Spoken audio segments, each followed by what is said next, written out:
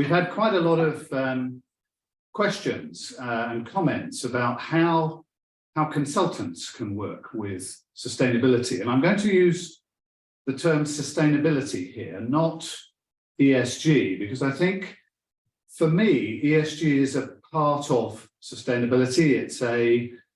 It's presenting it in a very corporate way, whereas sustainability in truth is a much broader concept. And Robert just mentioned this about the Sustainable Development Goals, the 17 Sustainable Development Goals, along with the 150 or 60 or so indicators that go with those that the UN have created, is a much richer framework for sustainability. I think the word sustainability does have some negative context. People are more interested in using it for environmental purposes more than anything else, but it does require a balance.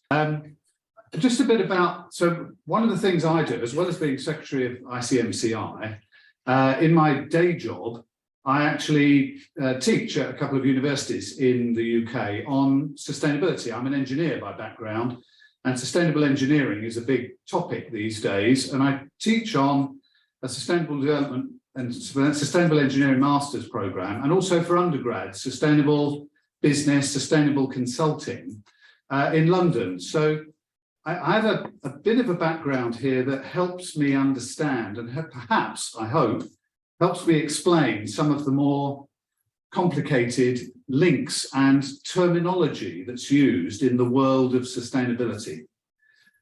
One of the projects that I'm working on right now with about 50 undergraduates is a sustainability challenge. And I'm hoping that I can use these resources to help ICMCI create something that's valuable for, firstly, for its members. So that's you as institutes. So not consultants generally, but institutes. What can institutes do to add value to their members? Because we've already heard quite a lot about the opportunities for institutes, for ICMCI to perhaps create a training or a certification. And this would be very, very valuable for individual institutes members. But I'm quite interested to see whether there is an appetite amongst you, the audience, for some kind of template sustainability policy, for instance, for an institute to have. I wonder how many institutes that are watching this have got a properly developed sustainability policy. It's one thing that ICMCI is working on right now for itself. We should have one as ICMCI, and we wonder how many institutes have actually got one of these. So at some point in a moment, I'll ask you to put your hand up if you've got one of these. What I'm going to try and talk about is embedding sustainability into consultancy practice. And my hope is that by clicking this very sensitive device here, I can work out how to make it cover. So what is sustainability? We've already talked about a few concepts there. I'm going to just summarize those. They're almost all ones that we've mentioned already, but I have got a couple of new ones for you as well. I'd like to talk a bit about standards and guidelines and a few examples of sustainability. And in the question and answer sessions, I'd like anybody to ask a question about how you can embed sustainability into your practice, really. So let me just try and move on. I'm not quite sure which button to click on this mouse to make it move. Left click. Left click. Okay, left click and nothing's happening. Left click. So it sounds like I might be disconnected. But one of the basic concepts here is back in 2012. So a long time ago. Oh, here we are. Looks like I am connected here. I'm not quite sure where we go. There we go. It must be the mouse itself that I'm not very familiar with. Back in 2012, we had some developments, but here's one from even earlier. This one is developed in 1994. So, you know, we're talking now nearly 30 years ago. This triple bottom line concept, which you may have encountered yourselves, maybe not. But this was the model behind which from which ESG developed itself. And what this looks at is looking at any organization, not just a corporation, but a government, a charity, considering their impacts, the bottom line, their performance, if you like, from an economic perspective. Clearly, we all know that one very well. As consultants, often that's our main focus, improving the economic performance of an organization. But the things around environmental performance, I think we can also say that we understand that a bit. People can perhaps make a connection between having a good economic performance here and having an overlap with a good environmental performance, so that it actually can connect the two together quite well. Now, what I'm trying to suggest here is that the social performance, which has often been ignored, and certainly was up to that point, has typically been something that has taken a third priority. And now I think people are far more aware of social. And we're talking there about trying to find that little orange blob in the middle that is the real sweet spot for any organization between having a good economic performance, a good impact on the environment, and a good social performance. And one of the good examples here is to think about organizations who outsource their production work to less socially advanced and less economically advanced countries. Typically, countries in rich markets, the Western markets, if you like, will often offshore their production to countries where wages are cheaper. But of course, and this is great, maybe for economic purposes, because it allows developing countries to develop, they gain their own income, while actually offering consumers in the more advanced countries good prices to pay for products. One of the issues that was badly forgotten was the impact on social structures in developing countries. Often offshoring took place, and it had a very negative impact on the social structures in developing countries. And this, unfortunately, still happens. We hear of slave labor, we have child labor being used for production of materials, clothing, for example, that is then exported to Western countries. And sometimes it's invisible, the social impact here. And it's a big discussion trying to get that bit right. So this model was produced by John Elkington in 1994 and is at the foundation, really, of the sustainability model. Now, I'd like to practice clicking. There we are, that works. So the next thing that came through is ESG. We've already talked about that, and you've seen that slide in the first presentation, and Gogana talked about it at some length in the last one. ESG is looking at how companies manage themselves. Is their governance right? How do they balance with the social factors in both their company itself, but also within its supply chain? And it's a big issue. Textiles I go back to, where the supply chain is very long. A lot of textile supply chains are in developing world countries. How can a company that runs in a Western country actually influence social development in developing countries? And this ESG model has made large organizations particularly think about how they present their credentials, how they deal with reporting in this field. And you'll know, I'm sure, and if you don't, have a look on Google, or other search engines are available, of course, but have a look for sustainability reporting from large companies. And I'll show an example of that in a moment to look to see how that works. Of course, we all know the Sustainable Development Goals, and it's been really a real eye-opener walking into a United Nations building. First time I've done this in my whole life. Why would I ever have been to UN building before? But walking in here this morning, the first thing you see in the big security checking area, which is a bit like an airport, all of these Sustainable Development Goals in big posters around the entrance hall to the building. This is the UN's top big deal right now. And we're really privileged to be working with UNIDO today and having a partnership with them as ICMCI. because it allows us to really think about how we as ICMCI contribute to each of these sustainable development goals, and also allows us to put this in the minds of our members, you people from IMCs around the world. So these are the sustainable development goals. There's 17 of them, but 169 targets. Each one has targets on it. 232 different indicators across this whole model. Now that's an absolutely massive and complex structure. If you want to learn more about it, all you do, go on to the actual UN website, and you'll be able to find it very easily. These indicators and targets are things that ICMCI could well consider developing for its members, for you, if you think that's important for us. Another model that we haven't really talked about is one that talks about the environment, so the focus on the environment. We're very well aware of climate change, big issue with weather features, hurricanes in the United States in recent weeks, floods, ice caps melting caused by climate change, forest fires, droughts, all of these things which seem to be increasing and potentially are caused by human activity.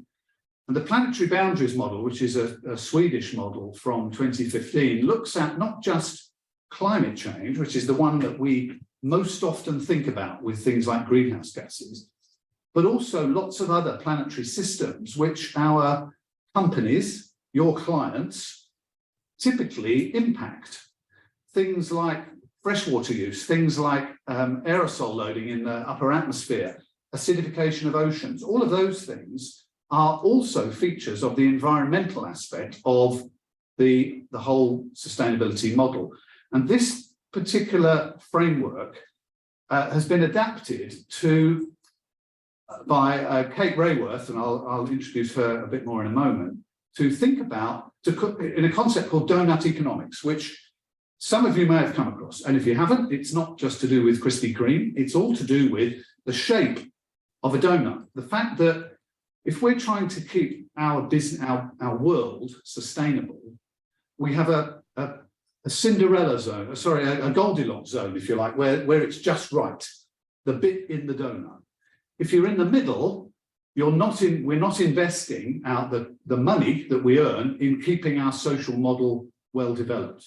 If it's outside that, we're not taking care of the environment around us.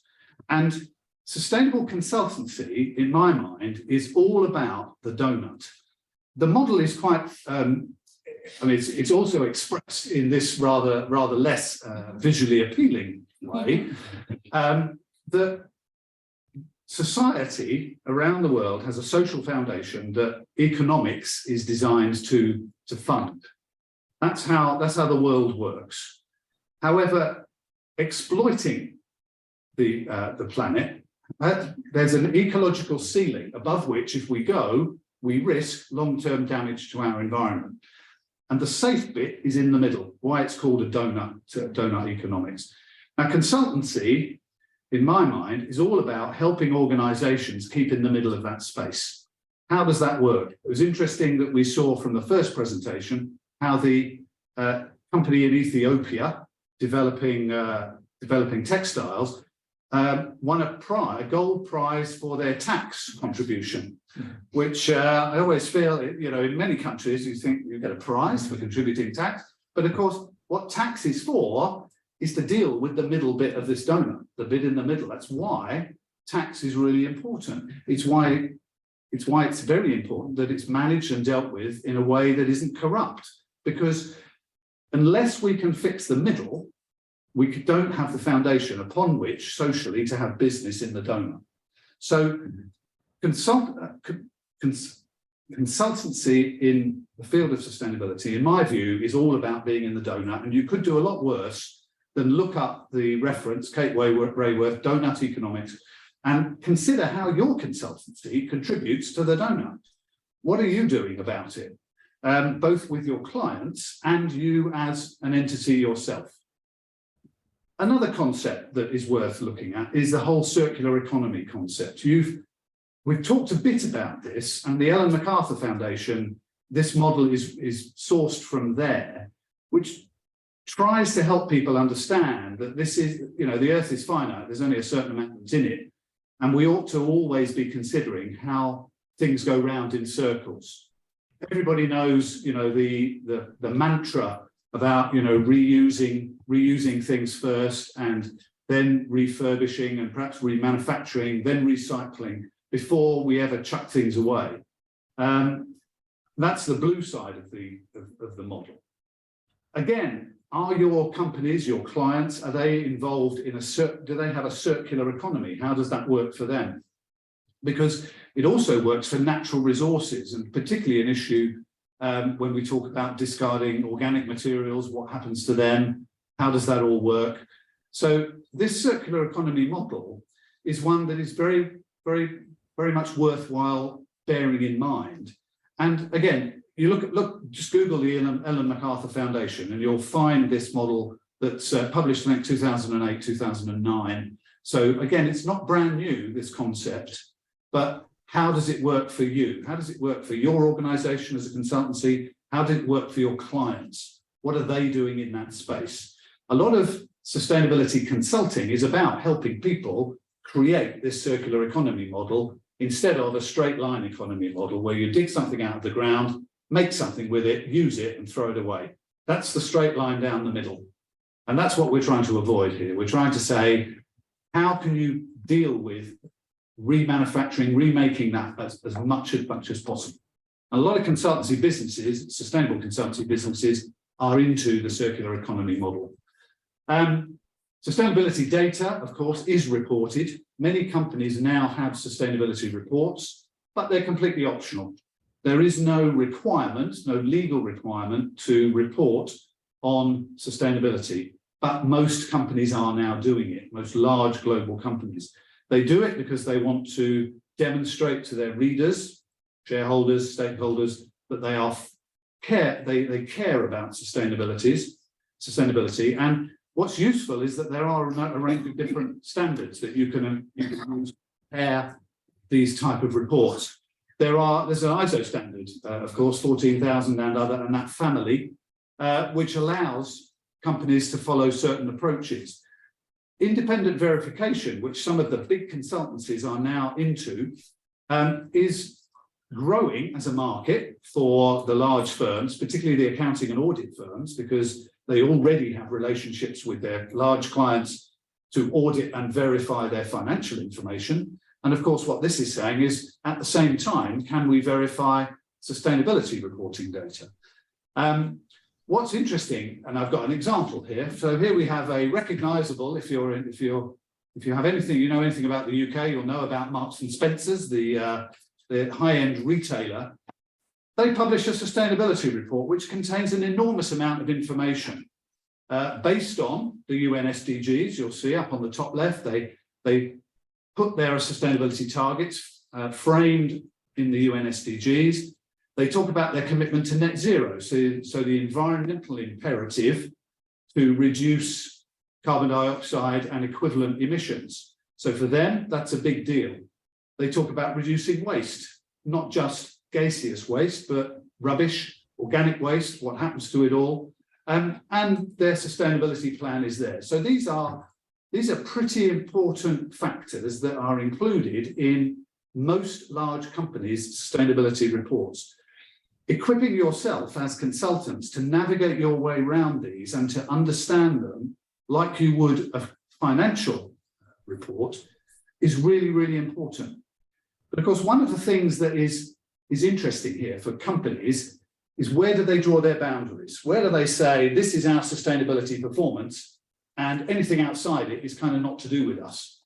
And this is where we do have a bit of an issue, I'm afraid, that we have 3 different scopes of data that are defined in the standards, scope 1, 2, and 3. Scope 1 is easy because that's the company's impact. Scope 2 is, where do they get their electricity from? Well, they might do really well themselves, but if the electricity they buy in is generated by coal, then actually they have an indirect impact on the environment. But the big issue is often Scope 3, where does that come from? And if you take a food retailer, which Marks and Spencer's is, they recognise, and it's cited in their report, there we are, 97% of their carbon footprint comes from outside their control. So these are things that all their carbon emissions associated with growing the food, perhaps in distant countries, shipping it, processing it, shipping it to the UK in this case, on aircraft and in ships, but typically aircraft because it's food, perishable food products. All the packaging that's done before the products arrive within their boundary is excluded from their report. So you might initially read a report and think, actually, that's doing pretty well. That company seems quite green, they seem quite caring, but then they state 97% comes from outside. So as a consultant, you've got to think, where do I focus? And when we talk about working with clients, typically you want to focus on the things that make the biggest difference first. So, of course, you can go and work with a retailer and talk to them about where their energy comes from, how they lay out their stores, the equipment that they use, that they buy, the energy consumption, changing the lighting, changing the heat, space heating in their stores. All of these things are very valuable, but they only contribute a tiny percentage of the overall impact of a consumer buying food from that company. So think very carefully when you interpret this. In this case, I would say M&S have been very honest, and they've confessed, if you like, they've stated up front, this is the impact. Some companies are not so clean. Some companies don't even mention it. And you'll have come across the word greenwashing, maybe you haven't. But of course, some companies want to present themselves as very sustainable when in fact, are they really? So take all this data with a bit of a pinch of salt, I would say, using an English metaphor. Think carefully before you judge. Lots of consultancies, like I say, are working in this space. This is an example from Deloitte, I pulled it off the internet.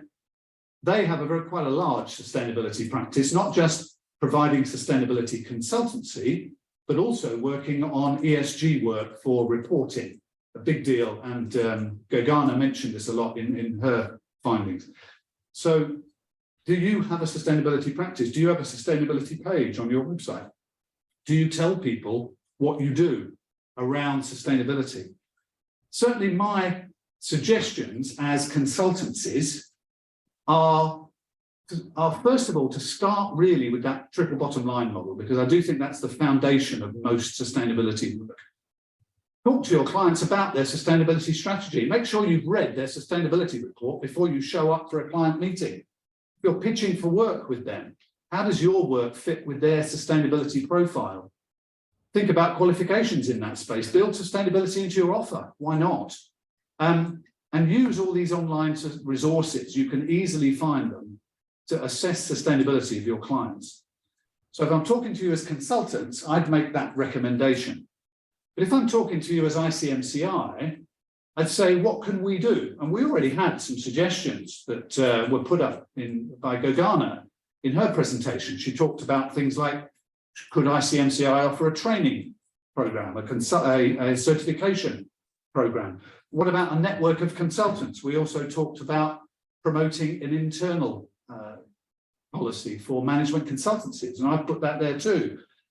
Is that something ICMCI could or should do? Would it be helpful for us to draft a model sustainability policy for IMCs out there in the world that you could implement, or a model policy for consultancy providers that actually your members could implement?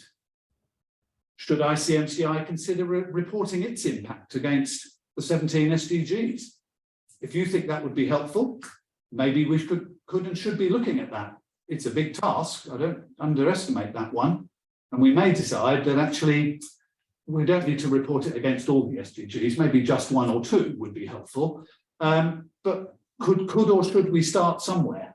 And are there other opportunities that ICMCI should pursue to deal with the sustainability revolution, really, that we are going through right now?